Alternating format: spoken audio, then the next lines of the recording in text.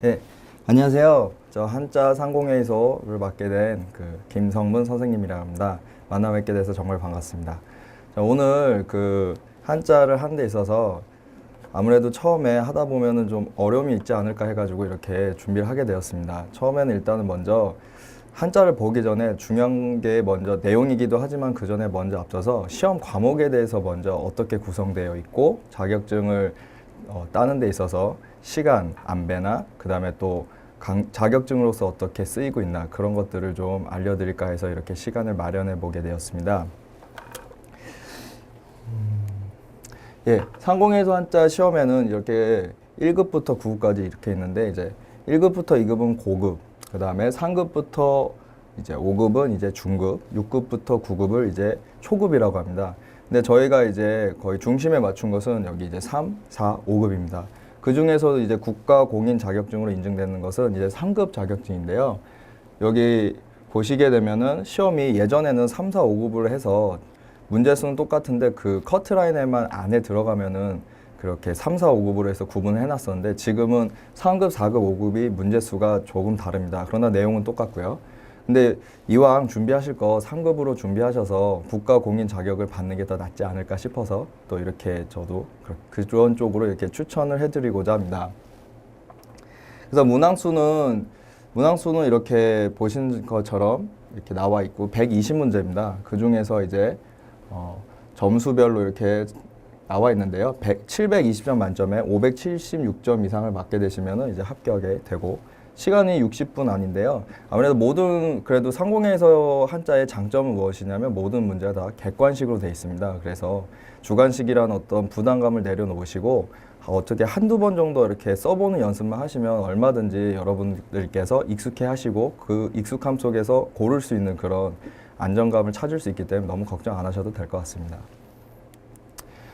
예, 아까 설명했던 거 이렇고요. 근데 응시 자격은 모든 분들이 다 해당되기 때문에 부담 없이 이렇게 하시면 될 것 같고요.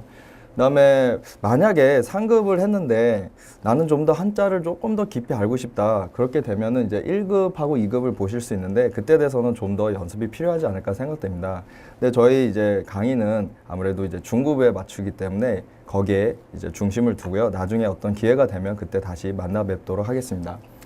네, 검정 수수료나 이제 시험 일정이 이렇게 나와 있는데요. 그때마다 좀 바뀔 수도 있기 때문에 여기 밑에 있는 이 홈페이지를 꼭 반드시 참조하시길 바라겠습니다.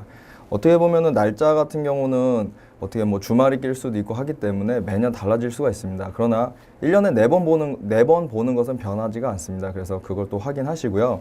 그리고 정 시간이 없다 그러면은 이거는 정기 시험이 이렇게 돼 있는 거고 상시 시험이 이렇게 또 열려 있습니다. 그래서 시간이 없으신 분들은 상설 시험을 보시면 되고 컴퓨터로 다 고르는 거기 때문에 그러나 컴퓨터로 고른다 할지라도 아무래도 쓰는 연습 이런 것들도 필요하지 않을까 또 생각이 되는 부분입니다.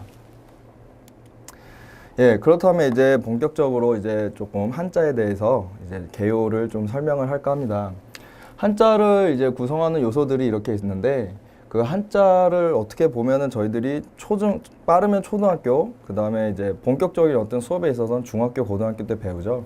그리고 이제 뭐 중국어나 일본어를 하는 데 있어서 한자 같은 경우가 이렇게 보면 이렇게 그렇게 멀리 떨어질래야 떨어질 수 없는 부분이 있습니다. 그리고 이제 뭐 간자라고 하는데 저도 사실 중국어나 일본어는 잘 모르는데 이렇게 보면은 읽을 수 있는 거는 있더라고요. 어떤 뜻에 대해서. 그렇게 보면은 한자를 알면 보다 풍성하게 좀 할 수 있지 않을까 그렇게 생각을 합니다. 한글 같은 경우도 한자를 알면은 굉장히 풍부한 어떤 깊이가 더 들어갈 수 있는 부분이 많이 있습니다. 그 뭐 예를 들면은 학교도 한자로 돼 있거든요. 근데 그 학교라는 의미에서도 배운다. 그 다음에 학교에서 뭔가 배운다라는 의미가 바로 학교라는 뜻입니다. 그래서 이런 기본적인 한글조차에서도 한자의 어떤 뜻이 내포되어 있기 때문에 그것을 알게 된다면 보다 풍성하게 의미 전달이나 내가 이해하는 데 있어서 도움이 되지 않을까 합니다. 그런데 한자 같은 경우는 근데 좀 부담스러울 수도 있거든요. 어떤 부분들은 너무 막 글자가 너무 그림 같다, 뭐 어떻게 됐다 그렇게 볼 수도 있으신데요. 저희가 원하는 건 그런 한자를 세밀하게 아는 게 아니라 좀 이런 글자가 대충 이런 글자가 아닐까라고 하는 부분들. 그리고 그 속에서 내가 다음에 봤을 때 이런 한자니까 이런 의미니까 내가 이렇게 적용해 볼 수 있겠구나 라는 거에 좀 중점을 두셨으면 좋겠습니다.